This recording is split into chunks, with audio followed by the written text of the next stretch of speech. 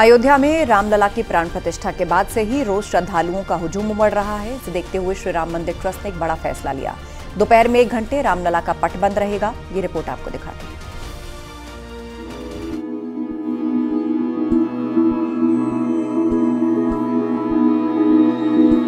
अयोध्या की फिजा में राम नाम की गूंज है।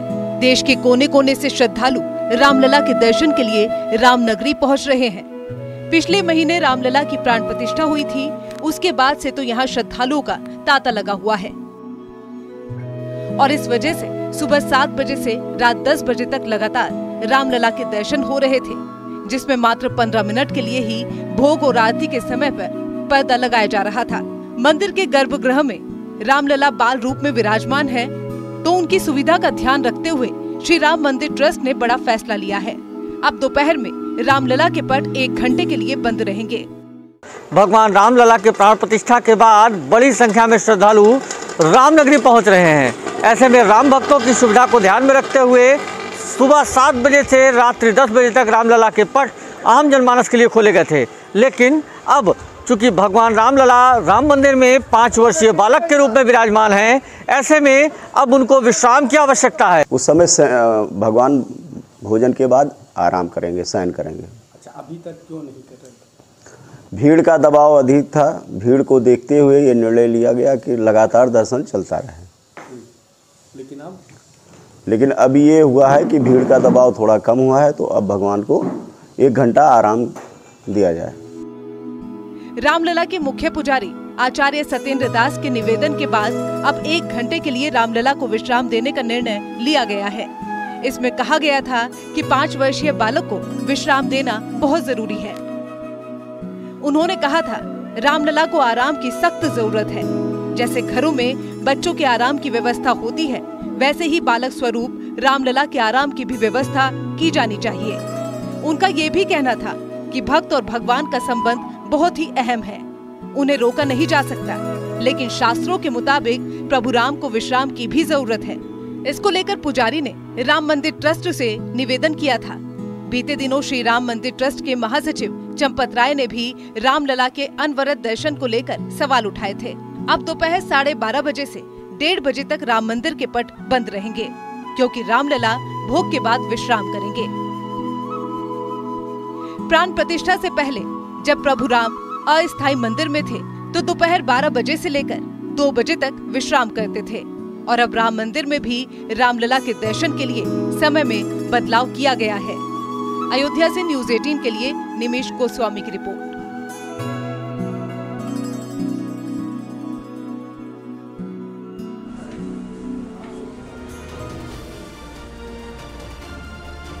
बरेली में 3 तलाक की पीड़ित महिला ने सनातन धर्म अपनाते हुए हिंदू युवक से शादी कर ली। अब उसने अपना नाम भी बदल लिया है। रिपोर्ट देखिए। भद्रं कर्णेभिः शृणुयाम देवाः भद्रं पश्येमाक्षरभिर्यजत्राः। सनातन रीति रिवाज और मंत्रोच्चार के बाद मंदिर में ये शादी संपन्न हुई। दूल्हे ने अपनी दुल्हन की मांग में सिंदूर भरा और गले में मंगल सूत्र डाला।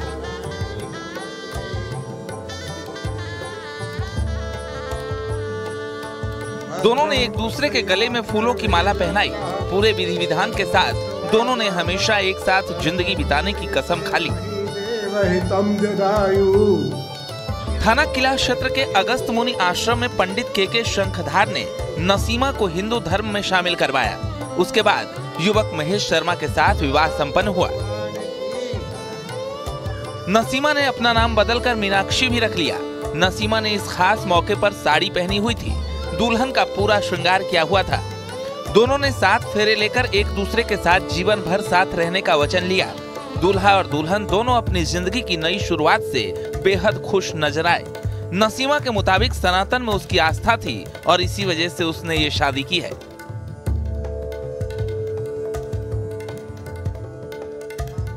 बिहार के पूर्णिया की रहने वाली नसीमा 3 तलाक की पीड़ित है। देश में 3 तलाक पर कानून बनने से महिलाओं को उनका जीवन सुधारने का हक मिला है। नसीमा का कहना है कि उसने हलाला जैसी कुरीतियों के खिलाफ कदम उठाया है। युवती का कहना है कि हिंदू युवक से शादी के बाद उसके परिवार वाले उससे बेहद नाराज हैं। उसने अपनी जान को भी खतरा बताया है। लिहाजा उसने एसएसपी से सुरक्षा की गुहार लगाई है। फिलहाल इस शादी के वीडियो सोशल मीडिया पर काफी वायरल हो रहे हैं और ये शादी चर्चा में बनी हुई है। बरेली में कुछ दिन पहले बुलंदशहर की सायदा ने भी सनातन धर्म अपनाया था और हिंदू युवक से शादी कर ली थी। सायदा भी 3 तलाक की पीड़ित थी।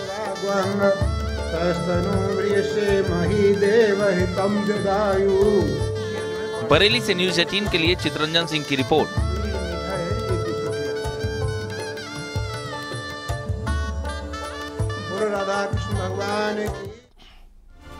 हरदोई के एक थाने में कोबरा घुस गया, जिससे पुलिसकर्मियों के बीच हड़कंप मच गया।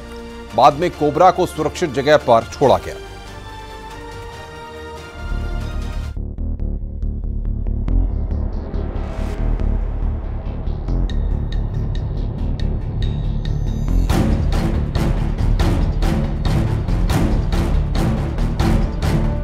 हरदोई के पाली थाना परिसर में उस वक्त हड़कंप मच गया जब यहां पर एक जहरीले कोबरा की हलचल देखी गई।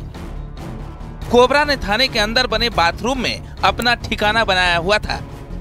तभी एक पुलिसकर्मी की नजर कोबरा पर पड़ी। उसने शोर मचाया। तब थाने में तैनात दूसरे पुलिसकर्मी भी मौके पर पहुंचे। सामने कोबरा को देखकर सभी के होश उड़ गए। कहा जा रहा है कि कोबरा पुलिसकर्मी के कमरे में बने बाथरूम में घुस आया था।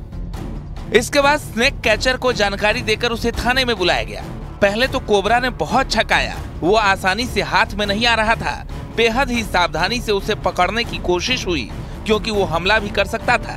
काफी मशक्कत के बाद स्नेक स्टिक की मदद से कोबरा पर काबू पाया गया।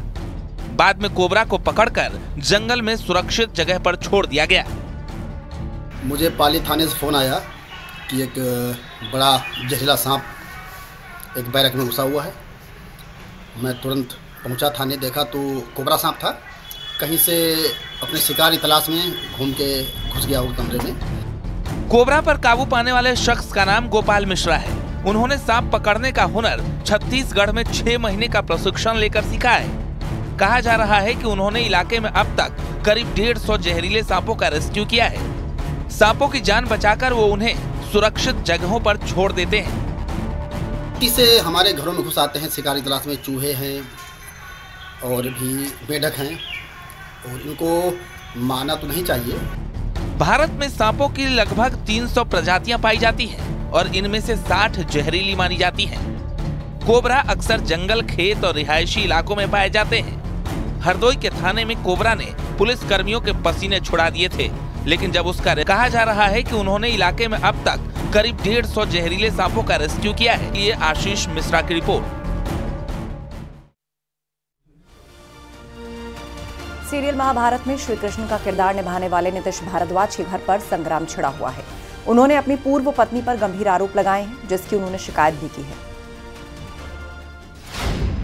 2-4 मुलाकात और शादी, वाद विवाद और तलाक। श्री कृष्ण के घर महाभारत।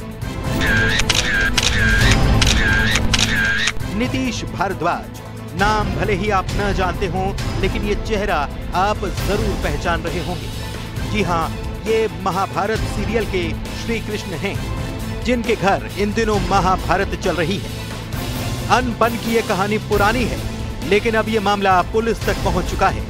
नीतीश भारद्वाज ने भोपाल पुलिस कमिश्नर से अपनी आईएएस पत्नी की शिकायत की है। शिकायत में कहा गया कि पत्नी बेटियों से मिलने नहीं दे रही है, फोन नंबर ब्लॉक कर दिए हैं। भोपाल के स्कूल में 6 महीना, ऊटी के स्कूल में 4.5 महीना। इससे एकेडमिक करियर उनका अनस्टेबल हो जाता है। वो कहीं पर भी स्टेबल नहीं रह सकती बेटियां। आपने जिस तरह से उनका मानसिक संतुलन बिगाड़ा है, झूठ बोल के ये जो किया है, उसका साइकोलॉजिकल इम्पैक्ट उनके ऊपर हो रहा है। और ये आपको नहीं करने के लिए मैं 50 बार लिख चुका हूं। उसके बावजूद, 2 मेल्स के बावजूद आप you are answerable to me. Police commissioner का कहना है कि ये फैमिली विवाद का मामला है और मामले की जांच जारी है। इस संबंध में एक शिकायत प्राप्त हुई है और पुलिस उस पूरे मामलों के तथ्यों की जांच कर रही है। सभी का किसे सौंपा गया सर? कौन जांच कर रहा है सर? इसमें एक वरिष्ठ महिला अधिकारी पूरे मामले की जांच है। एक्टर नीतीश भारद्वाज ने पत्नी स्मिता पर मानसिक रूप से प्रताड़ित करने के आरोप लगाए हैं। चलिए आपको नीतीश और स्मिता की शादी के बारे में बता देते हैं। दोस्त के जरिए दोनों की मुलाकात हुई। 2-4 मुलाकात में शादी का फैसला हो गया। साल 2009 में दोनों की शादी हुई थी। शादी के बाद जुड़वा बेटियों का जन्म हुआ। IAS अधिकारी हैं पत्नी स्मिता गाटे। पत्नी वर्तमान में भोपाल में हैं कार्यरत। अपर मुख्य सचिव के पद पर हैं स्मिता। एक्टर नीतीश भारद्वाज ने पत्नी पर गंभीर आरोप लगाए। फिलहाल दोनों के बीच चल रहा विवाद फिर से सुर्खियों में आ गया है और पुलिस पूरे मामले की जांच की बात कह रही है। Bureau report, news 18। Madhya Pradesh के इंदौर में भीख मांगकर एक महिला ने लाखों रुपए कमा लिए। इस पैसे से बाइक समेत कई सामान भी खरीदे। जब मामले का खुलासा हुआ तो हैरान करने वाले तथ्य सामने आए हैं। क्या है ये तथ्य, पूरी कहानी देखिए इस रिपोर्ट में। MP की लखपति भिखारी, 45 दिन 2.5 लाख कमाई। क्या है लखपति बनने की कहानी? भीख मांगकर कोई 45 दिन में लखपति बन सकता है क्या? यकीन भले ही ना हो रहा हो, लेकिन यही सच है। इंदौर में लवकुश चौराहे पर भीख मांगकर एक महिला और उसकी बेटी ने महज 45 दिन में 2.5 लाख रुपए कमा लिए। मामले का खुलासा एक संस्था की ओर से किया गया। बताया जा रहा है कि कलेक्टर के निर्देश पर भिखारी मुक्त बनाने के लिए इंदौर में कार्रवाई चल रही थी। इस दौरान काम कर रही संस्था ने एक महिला को बच्ची के साथ पकड़ा। जांच के दौरान जो जानकारी सामने आई उसे जानकर आप भी हैरान रह जाएंगे। महिला के पास बाइक मिली, इसे चलाने का लाइसेंस भी मिला। बताया जा रहा है कि महिला के 5 बच्चे हैं और ये सभी लोग भीख मांगते हैं। पत्नी पर कार्रवाई की खबर लगते ही पति 2 बेटों के साथ राजस्थान फरार हो गया। प्रशासन ने बच्ची को बाल सुधार गृह में भेज दिया है, जबकि महिला पर JJ एक्ट के तहत कार्रवाई की जा रही है। इंदौर से मिथिलेश गुप्ता की रिपोर्ट।